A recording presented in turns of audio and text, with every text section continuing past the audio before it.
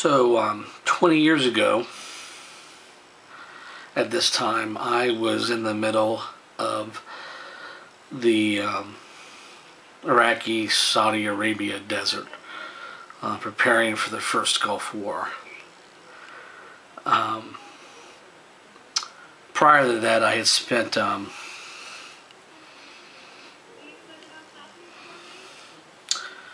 year in Germany, I guess.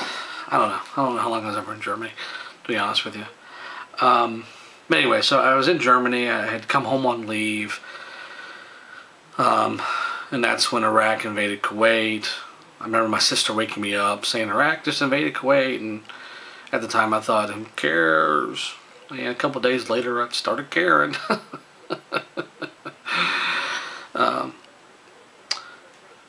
I was going to Fort Stewart, Georgia, and Fort Stewart, Georgia is at the time was the main desert warfighting unit for the Army.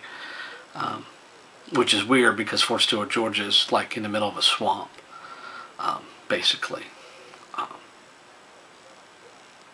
So you actually had to travel to California to do a desert training. Anyway, that's really actually, that has nothing to do with the story that I'm going to tell you. Well, it's not entirely true, but it's anyway. So anyway, I'm in the middle of the desert because I was in a service, and at the time I was a Spec 4 specialist 4. Just when you're in a non-combat unit, instead of being a corporal, when you're an E4, you're a specialist. And since I was technically in a non-combat role by definition. However, when war starts, everybody becomes in a combat position. So anyway, I was 22, and I had just turned 22 over there actually, and a lot of things going on, and I immediately got put in charge of this 3-man team. I was a telephone switchboard operator, and there's this guy called his name was Chris Krebs. And the closer we got to everything started happening, we were over there pretty early. I mean, I was over there. My unit was over there at the end of August, and I got over there at the very beginning of September. I think this actually happened much later, but it's Vlomo, and so I'm just telling the story now, I guess, as far as the taking place in the story. Wow, I am doing a really, really bad job of a talking head video. So, anyway, again, I remember one night, I think this was getting closer to we knew that they'd been given a deadline of like January 15th, and then we were going to start bombing the crap out of them, basically, back to Stone Age. I'm not exactly sure when this all took place, but I remember being in the van with Chris, and his wife was back in the States, and she was pregnant. She was very pregnant. And we were talking one night, and he just looked at me, and he said that, he goes, I'm scared.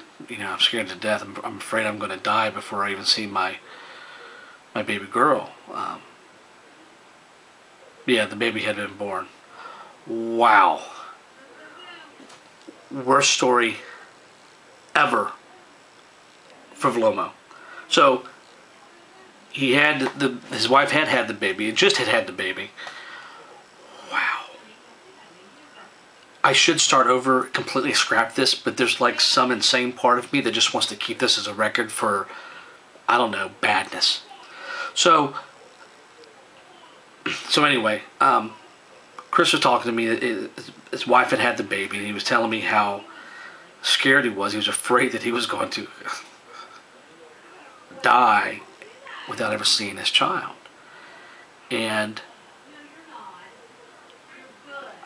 I remember looking at him, and even though that I was scared myself, I looked him straight in the eye, and I just told him, I said, man, Chris, don't even think like that. Of course you're going to make it. You will see your baby girl.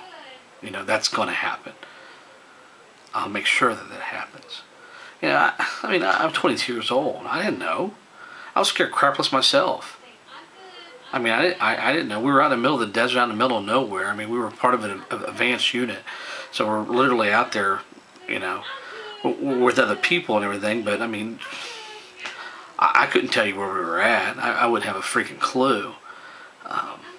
I know we were very close to the Iraqi border if we weren't technically in Iraq by this time, prepping for stuff. And you know, it's something that you kind of do think about in the back of your mind. I mean, but it's so far back there that you don't even really allow yourself to think it that you're going to die. But you know that it's there. You know. And Chris did make it back. I mean, we all made it back. There were some moments. Some of these I've already shared.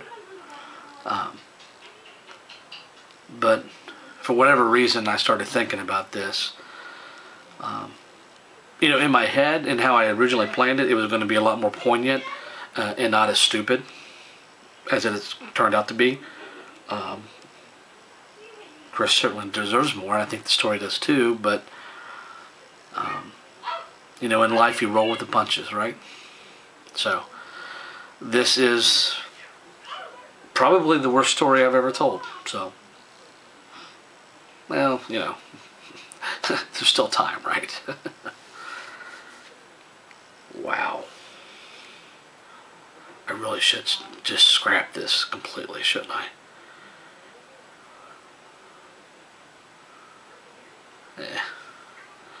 I'm tired and haven't done anything the last 2 days, so this is what you get.